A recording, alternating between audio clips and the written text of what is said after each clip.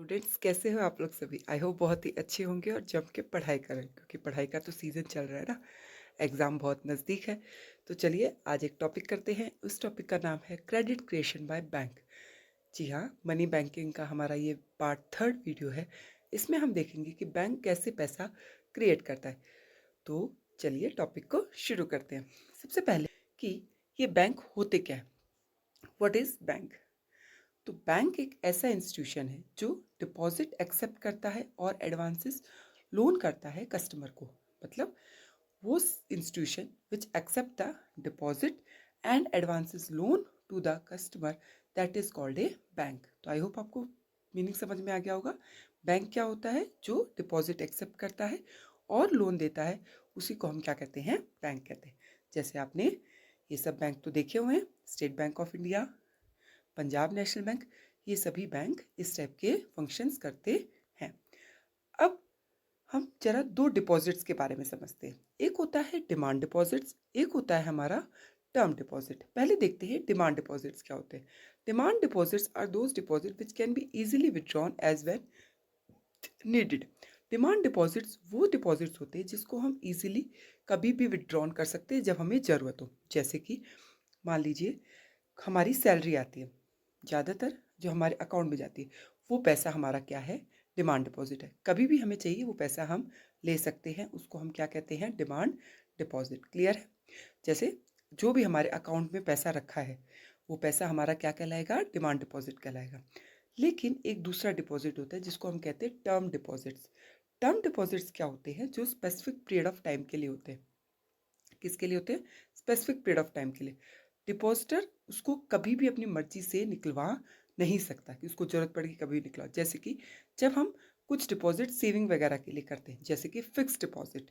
अब मान लो हमने एफडी करा दी 3 साल के लिए, तो हम 3 साल से पहले उस एफडी को क्या नहीं कर सकते? वाप विड्रॉ नहीं कर सकते। और अगर करते भी तो उसके लिए कुछ चार्जेस वगैरह लगते। तो ऐसे डिपॉजिट को हम क्या कहते हैं? टर्म डिपॉजिट कहते हैं। क्लियर है? तो हमने दो डिपॉजिट पढ़े, पहला डिमांड डिपॉजिट और दूसरा कौन सा? Term deposit. अब जरा इतना पढ़ रहे हैं तो दो चीज़ें और देखते हैं। एक होता है करंट अकाउंट, एक होता है सेविंग अकाउंट। हमारे बैंक में दो टाइप के अकाउंट खुलते हैं। कौन सा? सेविंग अकाउंट और करंट अकाउंट। जरा इनको समझते हैं। सेविंग अकाउंट क्या होता है? Which allow the limited transactions, while current account meant for daily transactions. जैसे आप कभी बैंक में जाते होंगे, अपने पेरेंट्स से पूछना कि आपका कौन सा अकाउंट है। ज़्यादातर जो सैलरी वाले लोग होते हैं उनका अकाउंट सेविंग अकाउंट में होता है। उनका कौन सा अकाउंट होता है? सेविंग अकाउंट होता है। क्योंकि इसमें वो वाले ट्रांजेक्शन्स, सैलरी मंथली इनकम जिनकी आती है वो लोगों के लिए सुटेबल रहता है। ठीक है। लेकिन कुछ लोग होते हैं जो बिजनेस वगैरह करते हैं, जैसे ट्रेडर वगैरह, उनको डेली बेसिस पे पैसा ट्रांजेक्शन्स उनका चलता रहता है। उनको पैसे की ज़रूरत पड़ती रहती है, उनका पैसा अकाउंट में आता रहता है। तो उसके लिए खोला जाता है कौन सा अकाउंट? Current account. क्लियर है? तो सैलरी जिन मंथली इनकम जिनकी आती है वो कौन सा अकाउंट खोलते हैं? Saving account. लेकिन जो हमारे बिजनेस पर्सनस होते हैं, ट्रेडर वगैरह होते हैं, जिनका डे टू डे लाइफ में ट्रांजेक्शन्स होते हैं, वो कौन सा अकाउंट खोलते हैं? Current account. एक और जो सबसे अच्छी चीज़ इसमें होती है, मतलब जो बेसिक डिफरेंस है, सेविंग अकाउंट में ओवरड्राफ्ट की फैसिलिटी नहीं होती है, वहीं करंट अकाउंट में ये फैसिलिटीज होती है।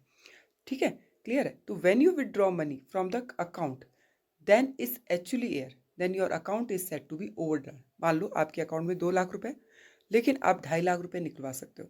तो इसका मतलब आपके पास कौन सी फैसिलिटी है? ओवरड्राफ्ट फैसिलिटी है। लेकिन ये ओवरड्राफ्ट फैसिलिटी सेविंग अकाउंट में नहीं होती, ये किस में होती है? करंट अकाउंट में होती है। सेविंग अकाउंट में तो इवन हमारी एक फिक्स कर दी जाती है लिमिट कि आप इतना ही पैसा निकलवा सकते हो। लेकिन करंट अकाउंट में ओवरड्राफ्ट फैसिलिटीज़ अवेलेबल होती है। तो इसको प्लीज़ थोड़ा ध्यान रखिएगा। ये बहुत बार ये क्वेश्चन पूछा गया कि ओवरड्राफ्ट फैसिलिटी का मतलब क्या होता है? ओवरड्राफ्ट फैसिलिटी मतलब जितनी हमारे अकाउंट में मनी है उससे ज़्यादा जब हम निकलवा सकते हैं तो उसको हम कहते हैं ओवरड्राफ्ट फैसिलिटी। सेविंग अकाउंट में ओवरड्राफ्ट फैसिलिटी नहीं होती है, करंट अकाउंट में ओवरड्राफ्ट फैसिलिटी होती है।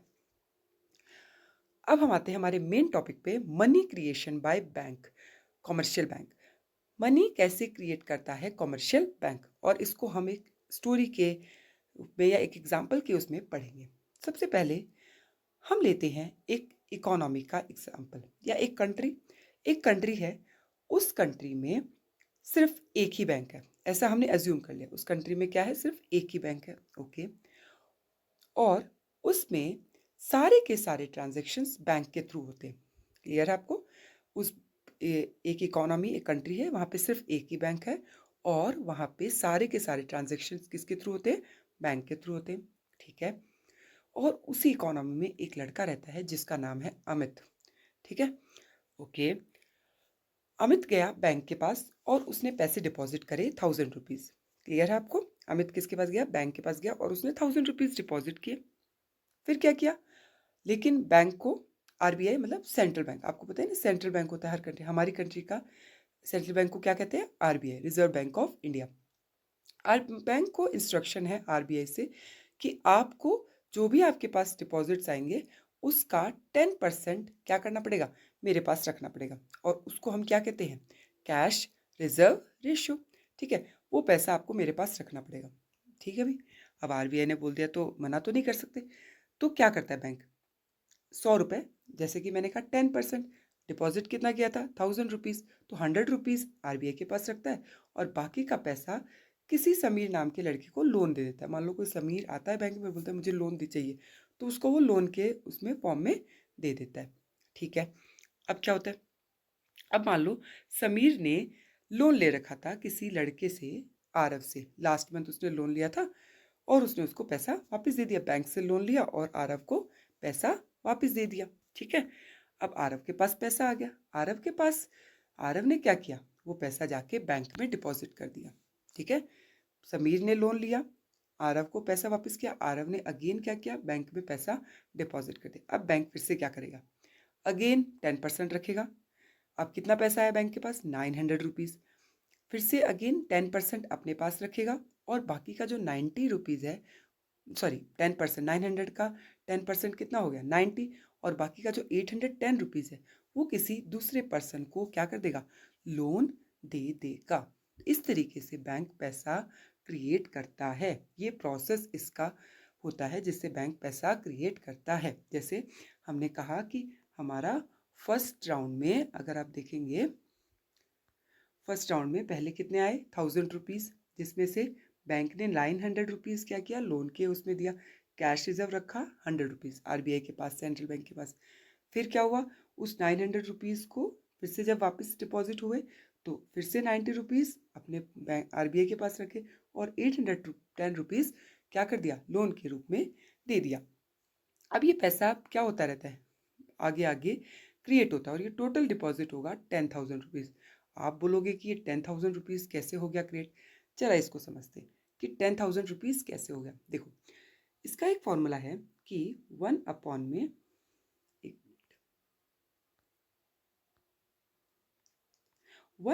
में CRR, कैश रिजर्व रेशियो, कितना है कैश रिजर्व रेशियो, 1/10, कितना है, 1/10% है, तो 10 का परसेंट मैं ऊपर क्या कर दूंगी, 100% है, ऊपर चला जाएगा ना। और फर्स्ट टाइम हमने कितना पैसा डिपॉजिट किया था, फर्स्ट टाइम, या हम इसको ऐसे ही पढ़ सकते हैं, 0 से 0 गया, तो ये जो आया ये आया मनी मल्टीप्लायर। ये हमारे पास क्या है, मनी मल्टीप्लायर। मनी मल्टीप्लायर मतलब कितना पैसा मल्टीप्लाई होगा। अच्छा, ये हमारे कैश रिजर्व पे भी डिपेंड करता है और फर्स्ट टाइम पे हमारे पास कितना पैसा आया था। तो फर्स्ट टाइम पे कितना पैसा आया था, 1000 रुपीज़ आया था। अब 1000 रुपीज़ 10 × 1000 कितना हो जाएगा, 10,000 रुपीज़। तो हमारे CRR पे और इनिशियली हमें कितना पैसा मिला उस पे हमारा ये डिपेंड करता है। देखो, ये इस तरीके से हमने बताया आपको कि हमने इस तरीके से पैसा क्या किया, क्रिएट किया। तो 1/10% इंटू में 1000, तो 1000 क्या है, जो कैश रिजर्व, जो हमारा फर्स्ट टाइम इनिशियल डिपॉजिट जो हुआ था, इस तरीके से हमने इतना पैसा क्रिएट किया, ठीक है। तो इसको हम क्या कहते हैं, मनी क्रिएशन बाय बैंक। तो फर्स्ट टाइम में 1000 और हमारे किस पे डिपेंड करता है, CRR पे, कैश रिजर्व रेशियो पे। क्लियर है। अब जो फर्स्ट टाइम डिपॉजिट किया था किसने, फर्स्ट टाइम जो डिपॉजिट किया था किसने, अमित ने 1000 रुपीज़ डिपॉजिट किया था, उसको क्या कहते हैं, उसको कहते हैं प्राइमरी डिपॉजिट। यानी कि जब पहली बार पैसा डिपॉजिट किया जाता है बैंक अकाउंट में कस्टमर के द्वारा। कस्टमर जब बैंक डिपॉजिट करता है उसको हम कहते हैं प्राइमरी डिपॉजिट। और जब दूसरा पैसा बैंक क्रिएट कर लेता है, जैसे कि 1000 रुपीज़ डिपॉजिट किया, वो तो हो गया प्राइमरी डिपॉजिट। फिर बैंक ने जब 10% रख के 900 रुपीज़ किसी को लोन दे दिया, वो पैसा क्या हो जाता है? Secondary deposit. उसको हम क्या कहेंगे? Secondary deposit. तो आई होप आपको वीडियो समझ में आया होगा। वीडियो समझ में आया तो थैंक यू सो मच, और अच्छा लगे तो प्लीज़ शेयर तो कर ही दीजिएगा, और सब्सक्राइब तो आप समझदार हैं, कर ही देंगे। Thank you.